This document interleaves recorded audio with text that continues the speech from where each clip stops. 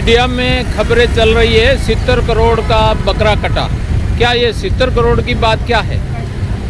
भाई 70 करोड़ बकरा कटा, इसका मतलब ये 10 मीट्रिक टन माल वहाँ से जिंग से निकला है।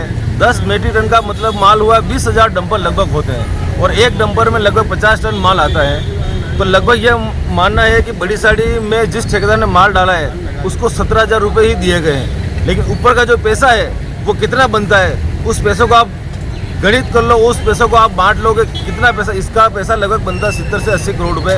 और ये पैसा जिन जिन लोगों ने बांटा वो जान रहे हैं, लेकिन अब वो लोगों को क्या मुंह दिखाए, किस प्रकार अपने को बचाने का प्रयास करें, लेकिन वो अब कभी बच नहीं पाएंगे क्योंकि उनसे पाप हो गया है। और ये पाप आने वाले समय में जनता उनको अपने मत से, अपने विवेक से उनको और राह दिखाएगी। उनको ये बड़ी साड़ी जो एरिया उनको छोड़ के जाना पड़ेगा और उसका परिणाम को भुगतना पड़ेगा। एक ही बात कहना था कि वहाँ गौरव बादल स्टेडियम ठीक है आपने किया, लेकिन सबसे पहले आपकी बड़ी सादड़ी थी। आप बड़ी सादड़ी को जहर मुक्त कर देते तो जनता वैसे आपको हमेशा आपसे प्रेम रखती।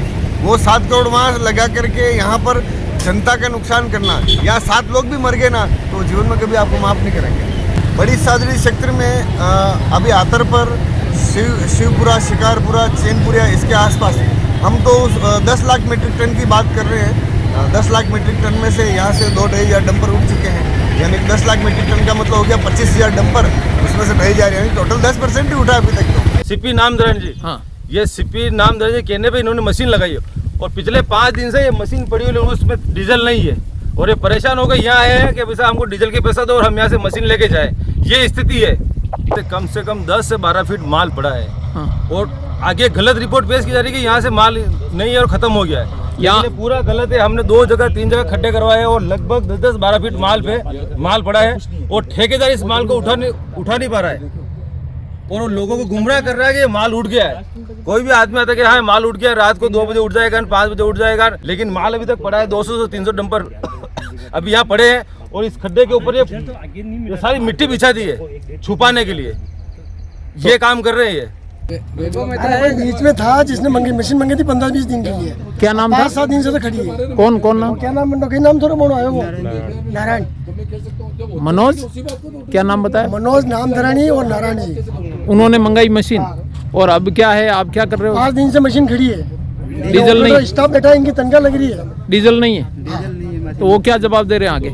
खड़ी है। मैंने कहा भाई मशीन भेज दो, नहीं चल रही हो तो मैं मशीन लेने आया हूँ आज। तो आपको किसने दिया ये ठेका यहाँ का? ठेका नहीं, उन्होंने कहा भाई घंटे में चलूंगा मैं, थोड़ा काम है 5-15 दिन। मनोज नामधरानी है। इस मामले को लेके मंत्री जी पर भी आरोप लग रहे हैं। एक वैभव मेहता, इनके कोई आदिनाथ एंटरप्राइजेज, उनके भी आरोप लग रहे हैं। एक सीपी नामधरानी है जो विधानसभा प्रभारी है, उन पे भी आरोप लग रहे हैं। तो कहीं न कहीं मंत्री जी का इसमें हाथ है क्या? होना तो चाहिए हैं? बाकी तो हमारे मेरी खुद की जेसीबी है। हाँ। रात को 12:30-1 बजे अगर गांव में भराव डालना होता है, हाँ। तो मेरी जेसीबी 12:30-1 बजे अगर तालाब में जाती है तो एक ट्रिप भरते ही एसडीएम, तहसीलदार और थाने की गाड़ी जाप्ता के वहाँ पहुँच जाती है। और यहाँ इतने ट्रेलर पड़े हैं जिनमें कोई मंत्री जी को एक भी फ़ोन नहीं किया, मंत्री जी ने किया, ट्रेलर कहाँ से गिर रहे हैं। तो इसका मतलब तो मिली भगत तो है ही। तो मंत्री जी के गृह क्षेत्र में यहाँ भी डंपिंग की है और 10 लाख मीट्रिक टन बड़ी सादड़ी में, रेलवे में, चारों तरफ हुई है। तो इसके जवाबदार कौन है? मंत्री जी खुद है। और मंत्री जी स्वयं? मंत्री जी खुद ही है। उनको अगर कटसाना में जैसी भी चलती है उसका पता उनको चल जाता है। वो तो इतने टन, लाखों टन अगर यहाँ मलबा पड़ा है जिंक अपशिष्ट, तो उनको पता नहीं चला। तो इसका मतलब तो फिक्स है कि इनकी मिली भगत है इसमें। उसमें पानी मिलेगा तो उसमें केमिकल जो बनेगा वो भी धरती के अंदर जाएगा और उसका नुकसान तो जनता को भुगतना ही है। तो सरकार उस नुकसान के भरपाई के लिए कुछ न कुछ कदम जरूर उठाना चाहिए।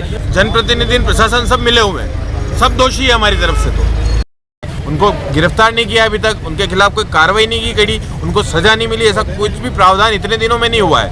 यहाँ के जनप्रतिनिधि जो वर्तमान में है, भले वो सांसद महोदय हो, भले मंत्री महोदय हो, और जो प्रशासन आज की तारीख में लगा रखा है, उन्होंने सबने अभी तक इतनी ढिलाई बरत रखी है। ये धरने को चलते चलते 34 दिन हो गए और पुलिया नंबर 1 से 22 तक अभी तक पड़ा हुआ है। आतर पे अभी तक पड़ा हुआ है। राइंग पुलिया 40 बीघा जगह पे अभी तक पड़ा हुआ है। और आज जो स्थिति वहाँ जाके समिति ने देखी, कई जगह टेस्ट पिट भी लगवाए इतने दिनों तक सुरक्षा मापदंडों को दता बताते हुए जो खुले में डाल रखा, उसका कहीं न कहीं कुछ बुरा असर तो हुआ है पर्यावरण को। पानी जैसे बीच में बारिश भी आई है तो बरसात के साथ भारी धातुएं निश्चित रूप से वातावरण में मिली है और उसका खामियाजा कहीं न कहीं आखिर बड़ी सादड़ी की जनता को ही भुगतना है। न तो कोई पक्ष के नेता न विपक्ष के नेता इस मामले में संज्ञान ले रहे हैं, केवल दिखावे के लिए बातें की जा रही है ऊपरी तौर पर।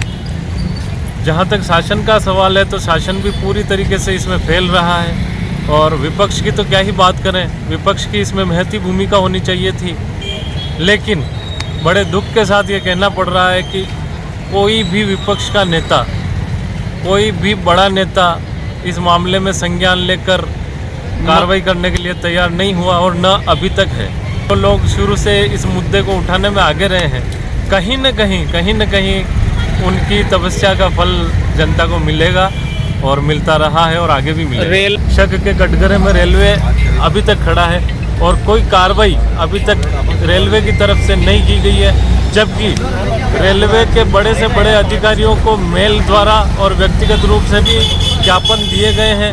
नहीं हमें कोई जानकारी है कि वो एफआईआर में क्या लिखा है, किसके विरुद्ध क्या किसको पार्टी बनाया गया है। संघर्ष समिति को अभी इसकी कोई जानकारी नहीं है और न ही कोई धरातल पे कार्रवाई होती हुई नजर नहीं करना चाहिए था। अगर क्षेत्र की जनता एक तरफ अपने जीवन के लिए संघर्ष कर रही है तो कहीं न कहीं जो व्यक्ति दोषी है अप्रत्यक्ष रूप से या प्रत्यक्ष रूप से उनका बहिष्कार तो होना ही चाहिए था।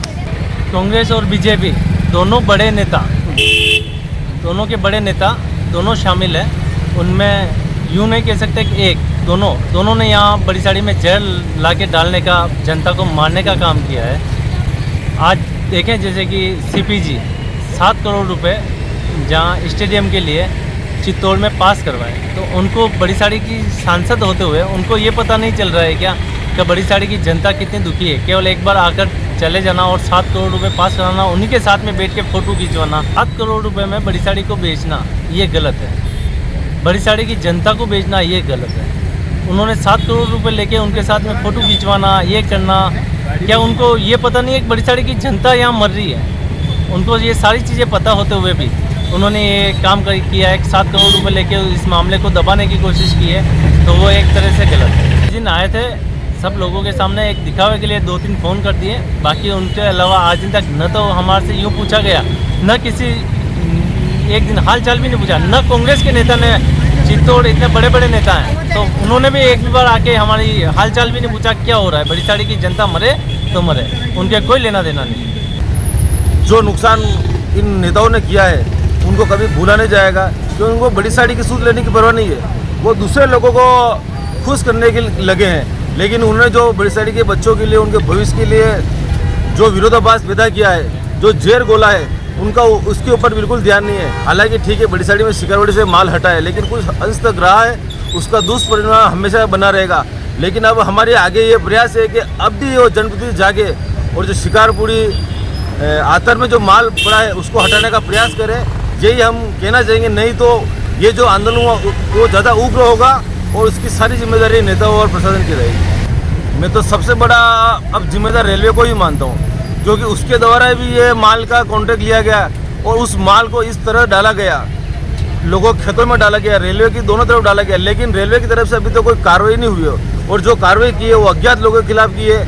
इसका मतलब ये है कि रेलवे में इसकी सबसे बड़ी मिलीभगत है, इसलिए रेलवे के ऊपर भी तुरंत कार्रवाई करनी चाहिए और हम रेलवे के ऊपर भी इसमें कार्रवाई करेंगे और मुकदमा दर्ज कराएंगे। ये जो माल पड़ा है इसमें कहीं ना कहीं बड़ी सारी लोकल नेताओं की भूमिका रही है, क्योंकि बिना उनकी भूमिका के ये माल बड़ी साड़ी में नहीं आ सकता था और वो भी इसके पूरे जिम्मेदार और दोषी हैं। जैसी बारिश आएगी तो इसके अंदर लेड है, जिंक है, अन्य प्रकार की जो धातुएं हैं वो इसके अंदर जाएगी और कहीं ना कहीं लोग इससे बीमार होंगे। और अगर बीमार हुए या अगर कोई मर गया तो ये हिंदुस्तान जिंक के ऊपर सरासर आरोप रहेगा और हम हिंदुस्तान जिंक के ऊपर मुकदमा दर्ज करेंगे, क्योंकि मलबा उठाना ही कोई बड़ी बात नहीं, लेकिन अभी तक पूरी तरीके से आपने साफ सुथरा नहीं किया।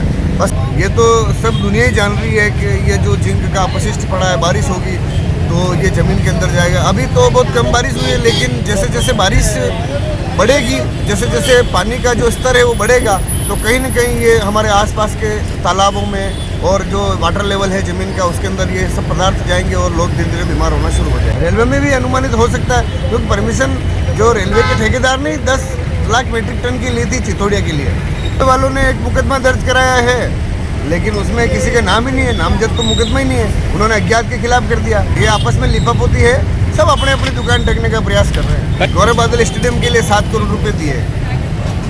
एक तरफ विकास भी हो रहा है और जिस तरफ विनाश हो रहा है उस तरफ तो आप ध्यान नहीं दे रहे हो। विकास की वाहवाही लूटने के लिए आपने 7 करोड़ रुपए वहाँ पास करवा दिए। अरे ये बड़ी सादड़ी, आपको कई सालों से यहाँ पर आपको चुनाव जितवा रही है, आपको सबसे पहले इसका देखना चाहिए। सबसे पहले आपकी बड़ी सादड़ी थी, आप बड़ी सादड़ी को जहर मुक्त कर देते तो जनता वैसे आपको हमेशा आपसे प्रेम रखती। वो 7 करोड़ वहाँ लगा करके यहाँ पर जनता का नुकसान करना, या 7 लोग भी मर गए ना तो जीवन में कभी आपको माफ़ नहीं करेंगे।